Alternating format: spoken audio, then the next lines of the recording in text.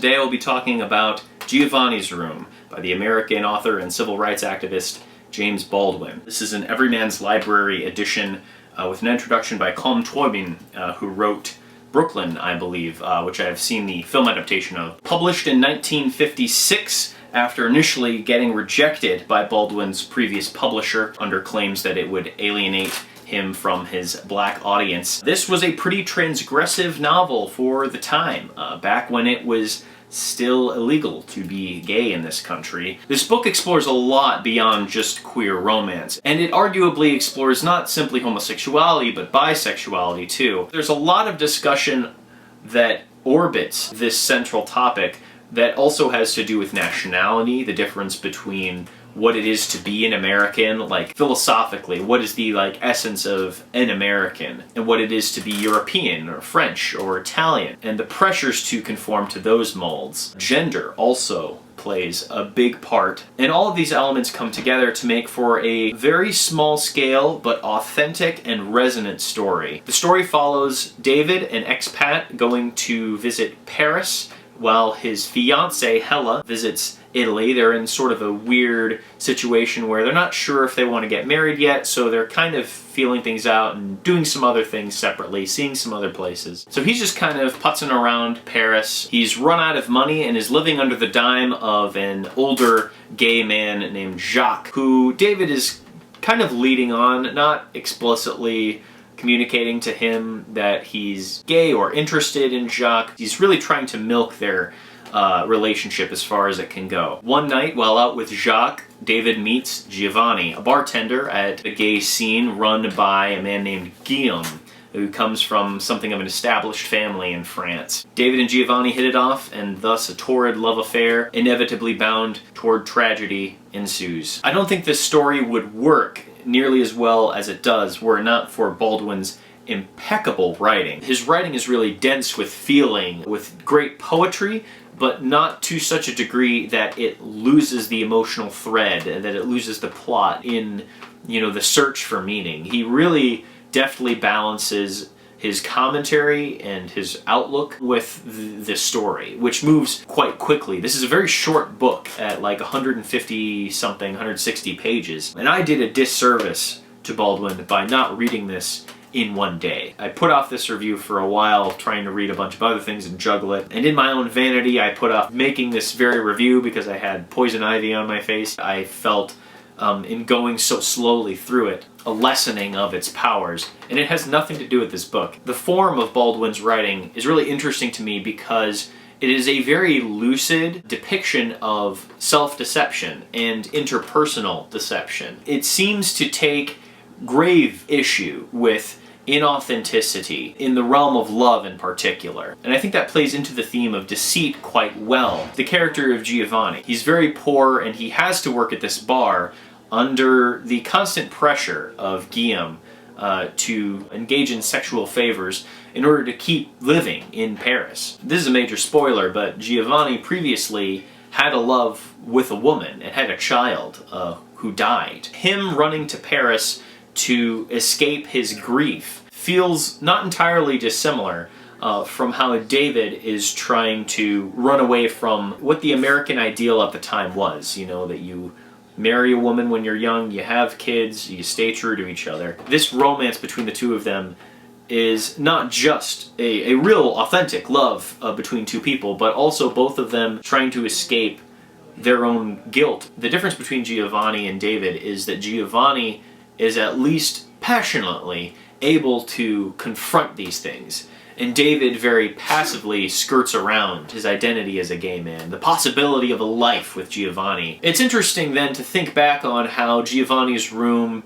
begins as this escape, a place that exists out of time. He describes how weeks would go by and they would just bleed into one another. The experience of love with Giovanni was just this sort of continuous thing. Once the pressure to actually support Giovanni in a time of difficulty arises, when Giovanni loses his job and the two of them have to struggle to get by in this wretched flat. The moment that reality truly sinks in for David, he just casts aside Giovanni and wants nothing to do with him. Giovanni, initially from Italy, flees to live in Paris, but he misses Italy and hates Paris.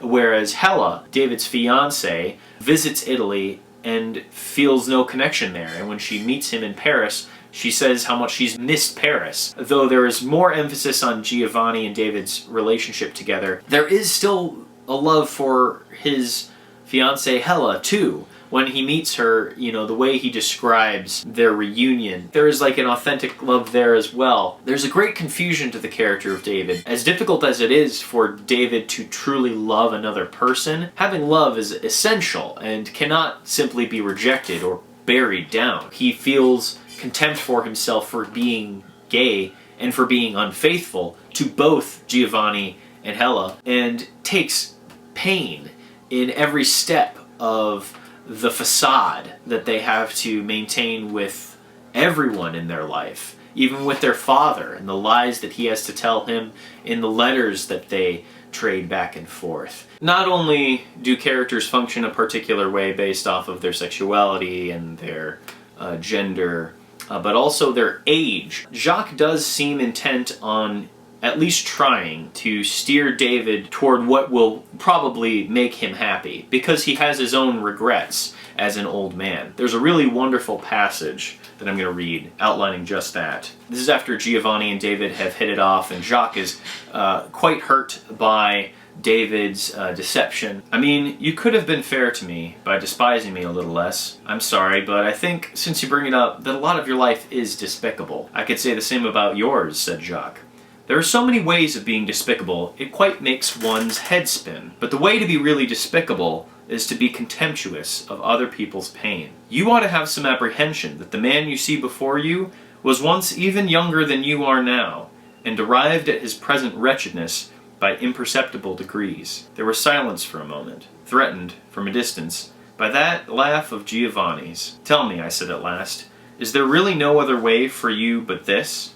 To kneel down forever before an army of boys for just 5 dirty minutes in the dark? Think, said Jacques, of the men who have kneeled before you while you thought of something else, and pretended that nothing was happening down there in the dark between your legs. I stared at the amber cognac and at the wet rings on the metal. Deep below, trapped in the metal, the outline of my own face looked upward hopelessly at me. You think, he persisted, that my life is shameful because my encounters are.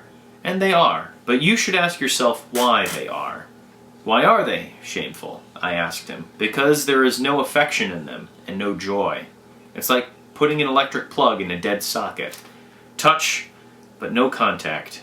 All touch, but no contact, and no light. I asked him, why? That you must ask yourself, he told me.